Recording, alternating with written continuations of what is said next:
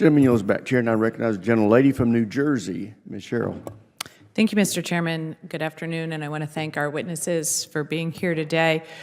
General Cavoli, you said in your opening statement that Russia is in the process of significantly rebuilding its military by recruiting more soldiers, building more vehicles, and creating more munitions than we've seen before. So if the war in Ukraine were to end today, do you believe that the Russian military would continue to represent a significant threat to the U.S., Ukraine, and our European allies in the coming years? Yes, ma'am. It would take them a little bit of time to reorient their conventional force and reposition it, but not that much time, and then they could pose a conventional threat.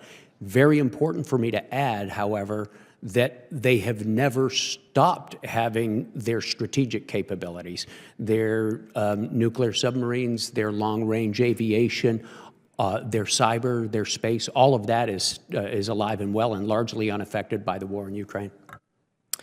Thank you. And if Russia was able to retain and control significant portions of Ukrainian territory once the war ends, do you believe Russia would consider that a victory and consider launching a similar invasion of Ukraine or another European country in the future? It's hard for me to predict the future, ma'am, but I think it's very safe for all of us to say that wouldn't prevent them from doing it in the future. It would certainly leave the door open for them. Yeah. Thank you. And as the Trump administration chooses to abandon Ukraine and let Russia rebuild its military, they're also considering cutting the U.S. military presence in Europe. So, General Cavoli, how would cutting U.S. forces from EUCOM impact your ability to respond to a crisis or potential conflict with Russia? Ma'am, it would increase the amount of time it took to respond. It depends, of course, on what forces were hypothetically to be removed. It depends on what kind of action were required to counter Russia. But clearly, moving things to the other side of the Atlantic increases the time-space challenge. Other than that, I don't want to be evasive, but it's really a very situation-dependent question. And would removing, I guess, to be more clear, our brigade combat team from Poland or having our forces stationed in Germany or Italy slow your response to a Russian assault on our Eastern European allies? Yes, I've consistently testified to that. Thank you.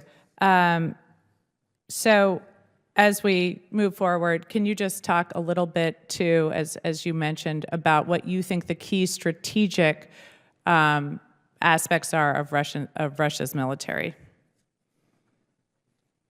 So in the broadest sense, ma'am? That provide the biggest threat to the United States? Yeah, their nuclear arsenal.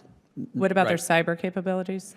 I believe their nuclear arsenal poses a bigger threat. Their cyber capabilities are more likely to be used, but in most cases wouldn't have the catastrophic effect that the nuclear threat would have.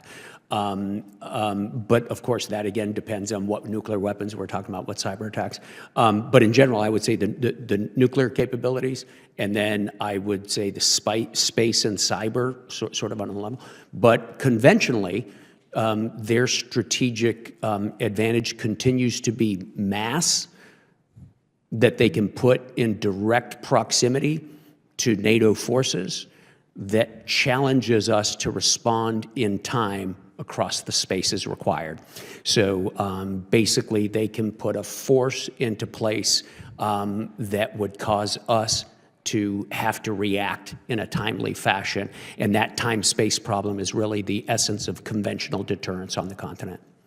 And given the recent conflict in Ukraine, what has been what will be the hardest for Russia to rebuild in the aftermath of that?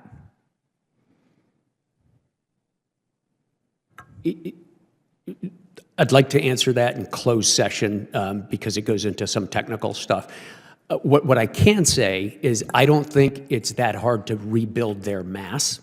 They have manpower available. They demonstrate the willingness to conscript it, and it doesn't take that long to reconstitute the size of their old force or even to increase it.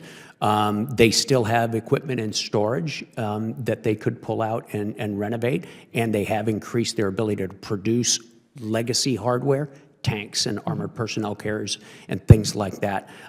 So there are some things that are easy. The things that are hard, it'd be better to answer in closed session, ma'am. Thank you, and I yield back.